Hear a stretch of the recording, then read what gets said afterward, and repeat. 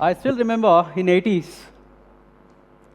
uh, that was the first time I got a glimpse of wildlife with help of my parents. And I still remember when I was 12 years old, I got the first glimpse of king cobra in Malnad. And apart from that, I also got an opportunity to get connected with an elephant. It was a temple elephant. I'm sure you all know where Malgudi days was shot. It was in Arasalu, near to Rippanpete. So that is where I also got an opportunity to spend quite a lot of time with this temple elephant. I think I was around 13 years old. And I always wanted to visit Nagarahole Tiger Reserve because my grandfather always used to say, I'm going to show you a tiger in Nagarahole. But he never did it. So I had to find my own destiny because I had love for wildlife, animals so much in that young age. One fine day in my teenage, I ensured I visit Nagarhole Tiger Reserve. It was a very different experience because this was way back in '98. The first time ever I met a forest frontline worker. I never thought I'm going to stand today and explain what is my journey to you guys. My name is Pavan Joshi. I'm a wildlife conservationist from 25 years. I'm an IT. I work for a company called Underwriter Laboratories. I also own a foundation. I also got a study material sometime recent last year on all about snakes, especially to educate people. From my foundation, I've been encouraging people, providing awareness. We are mainly focused on awareness. We are also into elephant conflicts. Conservation is something we have been learning for a very long duration. I've been learning from 25 years and still it's going on. So today I'm speaking about my journey, and what photo you see here is been taken at Nagarhole Tiger Reserve. Why frontline worker? Why is this foundation mainly focusing on frontline workers? Many people don't know the basics of what's happening inside the forest. Who are protecting them? Who are these frontline workers? They are actually localites, they are tribes. Apart from being localites, they know the landscape, they know the behavior of animals, they know what are conflicts. There's a hell lot of things they do. Apart from this, very interestingly, they protect our forest 365 days. There's no such labor act which has already been applied to them. They work 24/7, 365 days. So this is one of the photos what I have taken to show how difficult, it's for them to sustain in such harsh environment. Every day they have to patrol forest, no matter how the landscape is, how the terrain is, what the season is. Even if it is rainy season, they ensure that they do their duty. Now, this is one photo. All photos have been clicked by me. Initial stages, when I started photography, yes, like all of you, I also had interest to take photos of wild animals. But one point of time I thought, just by visiting the forest, just by appreciating what animals we have in it, am I doing conservation? Do I know anything what's happening inside? Who are actual reasons for the protection? How it take place? What government is doing? How NGOs are actually studying, doing research? So I want to learn all these things, but as a bundle. But I understood one thing. If I focus on one particular species, I'm going to stick on to it. I won't be able to concentrate on other things. That is where I thought we have to support forest frontline workers because they protect everything as a whole, the whole of food chain. And my work started somewhere around 99-2000, visiting Nagarhole Tiger Reserve, and it never ended. All the photos what I take, I ensure that it has an element of conservation. Now, frontline workers, apart from doing patrolling, how many of you know that they're also part in assisting the veterinary doctors to do postmortem? I've seen them doing postmortem of an elephant, tiger, leopard, gaur. So many people don't know that they even live in the core area of the forest inside an anti-poaching camp, disconnected from the outside world. This photo can depict very easily that communication is the only key for them using a wireless. They don't see their families for days together. This is how an anti-poaching camp looks. That's a very old anti-poaching camp, maybe 40 to 50 years old. And this is again in the core area. All they have is a massage and a torch light. Sometimes they don't have. Plus, additionally, yes, government provide them salary, but they don't get on time. Minimum 3 months, or it might even take 5 to 6 months for them to receive salary. They're not being paid on time. I have spent time with frontline workers who started drawing only 475 rupees per month. Today, how much they are being paid? 12,000 rupees. Government pays only salary plus a stay for them wherever they work. They don't provide any sort of an essential. And there's another, there's another factor which scares me as well. All the PCP watchers, PCP is Petty Cash Payment Watchers, are in contract basis. Apart from this, they are not authorized to use guns inside the forest. It's only a guard, forest guard, has authority to use the gun.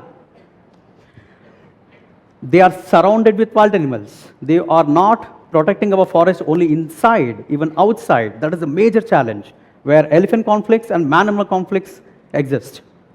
This is another photo which I took sometime in 2007 or 2008.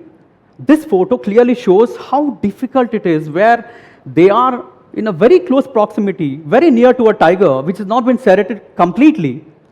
And this actually was taken in the supervision of forest department staff. It's a very confidential photo. We wanted to show how risky their job is. Now, many people also don't know there's a hierarchy who work on the fields from range forest officer to PCP watcher.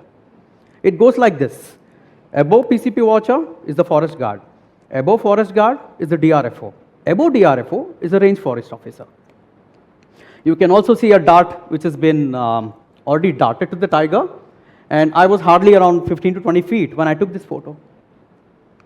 It's also a coffee plantation. This was in Coorg. The most difficult time for a frontline worker or people who are on fields, unsung heroes, believe me, I'm going to show some photos which I've captured. The story are real, especially in the fire season. It was so much heat when I took this photo that some of the components in my camera also got burnt after a few of the shots. In that harsh environment, they protect our forest. When it comes to forest fire, it's a different story altogether. Plus, this is how they guard our forest. You might think there are watchtowers. There are, but now. But from ages, I've been seeing all these things from my own eyes. It's a 137 feet tree. This boy, being a watcher, he has to climb that. And when we go and give him the food, he has to get down, take the food, go sit up again, have his food there. Can we do that? It's impossible. What is the shelter he has? It's hardly, a banner, a spoiled banner. He's using that as a shelter. In that scorching heat, he has to watch if there is any fire. Who leads the fire? We. In Karnataka, in India, there's no natural fires. So the vigilance has to be 24/7. This is the same tiger, what you see, which was darted. And again, I wanted to show this photo because it's in a human settlement. Conflicts are raising. And who is working day and night? It's frontline workers. I can keep on stressing, speak for 24 hours because we have been seeing the real challenges, what they go through on fields. Again, this is another photo where they're also part of rescue operations. They're also part of relocation of elephants, tigers. If any elephant is injured, if any tigers are injured, if any other animal is injured, they won't actually consider to go and treat. Only if it is a tiger or an elephant, they have to ensure to follow the protocols, procedures, SOP, and do their duty. When I say frontline workers, it's not only PCP watchers. I gave you the hierarchy. Apart from that, we have veterinarians, we have sharpshooters. He's Lingaraju. I wanted to speak about Lingaraju specifically because I have seen his daily life. What he does from day to night. Early morning, by 9:30, 10 o'clock, sharp. Before that, he receives calls from the farmers saying that my crops have been damaged, livestock have been killed, my property has been damaged. So, taking all those information, he starts visiting the villages wherever the issue has occurred. He collects all the information. There is an app called e-Parihara, which is provided by Government of Karnataka, Forest Department. He enters all the information. He goes back to his headquarters. He sits, he completes all the documentation, and he has to submit it. Otherwise, they won't get ex gratia or so-called compensation. That is first duty. He doesn't do this work because he's been paid. He is doing as a responsibility. Also, he's an ex-serviceman. So once he completes that, evening at 5 o'clock, he has to get his team ready. They have around 10 people in his team. So he divides them into 5 different teams. And this is how they go to farmers to collect the information. So there was a crop raid that was a coconut tree where it had destroyed 4 years old coconut tree. Maybe around 40 to 50 coconut trees were destroyed. So once he makes the team ready around 5:30 or 6 o'clock, he has to go and drop them in certain points where elephants have made its own space to cross from forest to private lands. This has been the daily story. It's like never ending. Never ending. There are so many types of barriers government also has already gone ahead and installed, like railway barricade. Maybe in few years, it's been almost few years, but from before they have elephant-proof trench, EPT, and they also have solar fencing, solar hanging fence. There are a lot of companies who came and tried to create a sort of deterrents. Nothing is helping. Not only for elephant conflicts, even for tiger conflicts, leopard conflicts.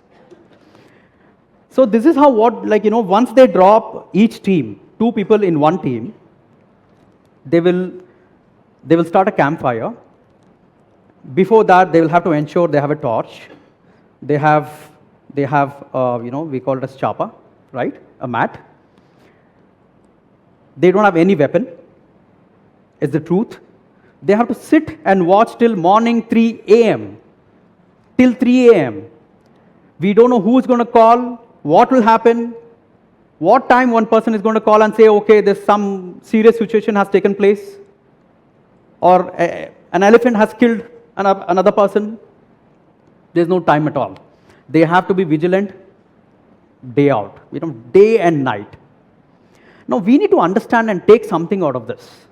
How much time Lingaraju is getting sleep is the same story for everyone on the fields. What I have seen from my own eyes, he gets sleep maybe around 3 hours or to 4 hours max in a day. So this is the kind of situation they are spending their lives to protect our lives. Not only our lives, other lives apart from us. This is how they tend to scare away the elephants. They have to patrol sometimes on foot, and wherever the elephant have made passage, there'll be one team. They'll have crackers, and they'll be always concentrated in terms of in terms of seeing that it doesn't actually go from forest area to private land. This is how the passage is. I can't justify this on in a photo, The depth of this place is around 25 feet, and the width of this is around 30 feet. Imagine how an elephant can take its calf and pass from here. It does. We have seen from our own eyes. For a fact, there is an elephant. There are 3 elephants waiting for us to go back so that they can actually cross this. There are 3 elephants just below that bund. They are highly skilled. They know behavior of the elephants. By sound, they can say that elephant is there only by the flapping of ears. If a tiger is there, they know the tiger is very near, but only by the smell. So the skills of frontline workers are something we cannot compare. They are superhumans. But what's the concern here is? What's the pressing factor here is? We all are losing them. They have been using traditional practices, style, to manage all these things from ages, including tribes. Today, we are losing them. And that's the biggest concern Forest Department, as well as people like us, has to think of it. This is another photo where our senior conservationist has taken 3 days back. I think now it's 4 days back. You can easily see that they're coming from the banana plantation. I know you can see 3 tuskers here. There is a concern there as well. And to manage conflicts, it's too much of challenge. It depends on the terrain as well. Sometimes the elephants will be on the foothills. Sometimes elephants will be in a very different place where we can't go by walk. There are a lot of challenges they face. So all we can say here is forest frontline workers are a very important people. And only with these people, using local community help, we can save our forest. Awareness is the key component for conservation. And I want every single person, being a human, should respect it, take it as a responsibility, go ahead and protect it. Thank you.